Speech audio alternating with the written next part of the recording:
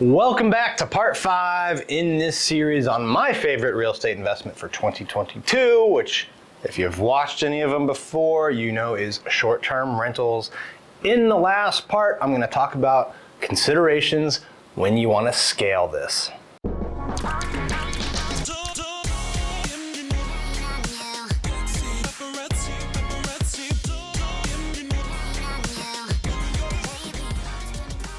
All right, so if you've decided to jump into short-term rentals or you're considering it, I think you should start to think about your plan for scaling. There's 4 different things that I'm going to talk about today when it comes to scaling. Number 1, you got to decide if you want to own or do arbitrage. So in previous parts of this series, I've talked about the pros and cons of each.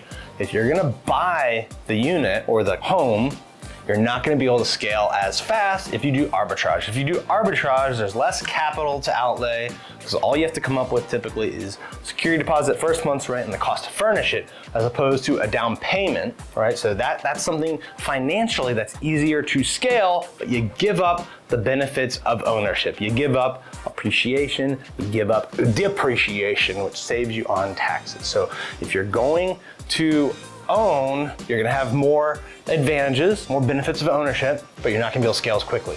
If you go the arbitrage route, you'll be able to scale quickly. So my take on it is if you've got enough capital to buy 2 or 3, in the next year, start with that. If you're not at that level yet and you need more income, go with the arbitrage, all right? Second consideration is funding. In either case, you're gonna have to come up with a funding plan. It's gonna be a lot easier if you go the arbitrage route. If you go the ownership route, you got 2 issues you gotta consider: the debt and the equity. All right, if you go the debt route and you stick with the traditional financing, the kind of loans that Fannie and Freddie back that people get when they buy homes all the time, if you go that route, you're gonna get the best rates. All right, and an investor-backed Fannie Freddie loan is gonna be a much better rate than some of the other options out there. However, you're gonna be limited. Why? Because Fannie and Freddie loans are based on your debt to income ratio. The lender's gonna look at how much debt you have and what your income is and what that ratio is, and they're not gonna go above typically 43%. Here's the problem, because you might say, well, if I buy 1 or 2 of these, I'm gonna get cash flow. That's gonna count as income. That'll make the debt to income ratio a non-issue. That's not the case. Traditional lenders don't really understand short-term rentals. And because there's not a long-term lease in place, they don't typically count it as income, even if it shows up on your tax return. I know it's crazy. That's just the world that we live in post Dodd-Frank Act. So on the funding route, if you want to scale, there are operators out there, lenders out there such as Vizio that do loans based on debt coverage service ratio, DCSR. Typically they want 1.1. That means whatever your monthly debt payment is gonna be, they wanna know that the cash flow is gonna be 1.1 times that amount. That's a great deal. The other great deal is it's not based on your debt to income ratio. You can get the loan without a personal guarantee. So from that regard, it's much safer. The downsides, of course, to this are the loan's gonna be anywhere from like 3/4 of a point to a point higher. However, if you wanna scale, I think it's worth it because the cash flows are so much better than anything else in real estate. The other part you have to think of on the funding is, if you're gonna buy them, and even if you're gonna do arbitrage, how am I gonna get the equity to do this, the cash, right?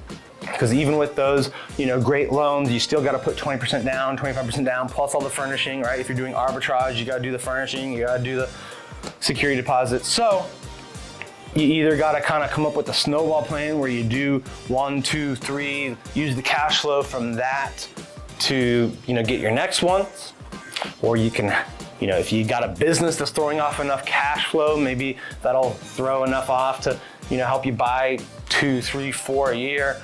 Or the third option, you can go out and raise equity. I've got other series on this YouTube channel and on TikTok where I show you how I've done a lot of big deals by raising equity. That's gonna be another route to solve the funding issue. The third thing you gotta figure out is operations. How are you gonna scale that? If you're doing one, your first one, and it's in an area that you're near, it's gonna be fairly easy to learn along the way and do it yourself. You can also go out and get a management company. However, that's gonna eat into your cash flow a lot. They're gonna take 20 to 25% of the revenue, which is gonna end up being an even bigger percentage of the profit. If you're starting out, you've got other great businesses and sources of income, I've got no problems with you going out and getting a management company. You'll have someone else that's done it before to help you with the first one. You can learn a lot from them. However, I think if you're gonna scale, you wanna look at automated tools to use to where you can have contractors or maybe one employee to do what the property management company would do. And if you're gonna own 2 or 3 or 4 of these or do arbitrage with 3 or 4 of them, it's gonna be cheaper to actually hire an employee to do this rather than the property management company at 20-25% a clip, all right? So think of how are you going to scale your operations. Think of what automated tools you're gonna use. In the previous video, I mentioned Beyond Pricing for automated pricing. I mentioned Guesty for Hosts, which is a great app that helps you do automated messengers to the guests, to your contractors, your cleaners, helps you automate check-in, check-out. Those are all great tools. At our Hyperfast Wealth Summit, we had Michael Alifani come on. He talked about how he did 4 of them in a year while living in a completely different area, actually on the road for most of it. Just him and his wife managing, getting 25, 30K a month in cash flow. A lot of that was because he set it up automated systems. If you have these automated systems, if you have some good local contractors and a couple different cleaning crews, you'll be able to automate much of this. And if you really want to scale, you got to think of, all right, who do I need to hire to help me do this? The last part in this, number 4, is your geography. All right, what's your overall geographic strategy going to be? Even if you start off in a great all year round market such as South Florida, I do think there's benefits of spreading out.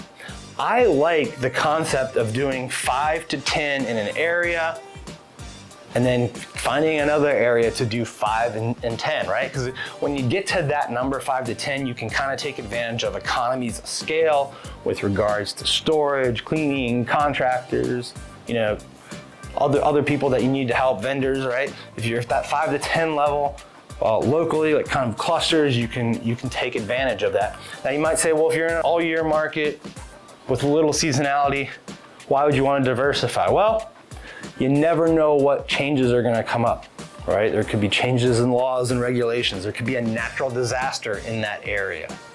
People could, for some reason, want to travel somewhere else. So I think there's benefits in having multiple different areas that are in high demand that people are traveling in. So no matter if you're doing short-term rentals or thinking about doing them or just figuring out how to scale, I hope this series helped get you thinking about this great real estate investment class. Hit the subscribe button for more real estate sales and investing tips.